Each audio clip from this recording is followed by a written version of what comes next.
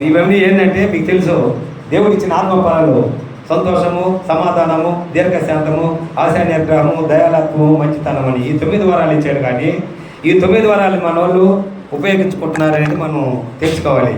అందుకే ఈ 9 వరాల్లో ఇంకోటి కూడా ఉన్నాయి. ఒకటికి పరిశుద్ధాత్మ ప్రేరణలో అదే వివేచన వరాలు ఉన్నాయి కదా. ఆ వరాలు కూడా ఎప్పుడు వస్తాయంటే నీవు దేవుల్లో మారు మనసు పొంది ఆయన రక్తంలో కడగబడి ఆయన చేత నువ్వు ఉదక స్థానం చేయబడితేనే ఇవన్నీ వస్తాయి. మారు మనసు లేకుండా, పరిశుద్ధత లేకుండా దేవుడికి ఇష్టడే అసాధ్యం అని అంటున్నాడు. అలాగే సామెతలు 24:16 చెబుతున్నాడు, నీతిమంతుడు 7 సార్లు పని లేస్తాడని. నీతిమంతుడు 7 సార్లు పడితే ఎందుకు లేస్తాడు మీకు ఏమన్నా తెలుసా? అంటే దేవుడు అలా రాయిపించాడు. అలాంటి నువ్వు 7 సార్లు పడ్డా కూడా నేను నిన్ను బిడ్డ నేను ఆదరిస్తాను, ఎందుకంటే నువ్వు నా సారూప్యంలో ఉన్నావు కాబట్టి అని.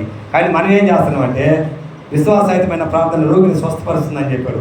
కానీ మీరు విశ్వాసంతో ప్రార్థన కానీ చేస్తే ఖచ్చితంగా రోగి స్వస్థపరచడు. నాకేం వచ్చలే ఏసే నాకేం ఇస్తాడు అని చెప్పి మీరు సరుకుంటూ కొనుక్కుంటూ అలాగే ఉంటాయి. నమ్మకమైన వారికి దీవెనలు మెండుగా ఉండడం ఎందుకు చెప్పాడంటే దేవుళ్ళు మీరు ఎప్పుడు ఉంటారో అప్పుడే నీకు దీవెనలు ఇస్తాడు.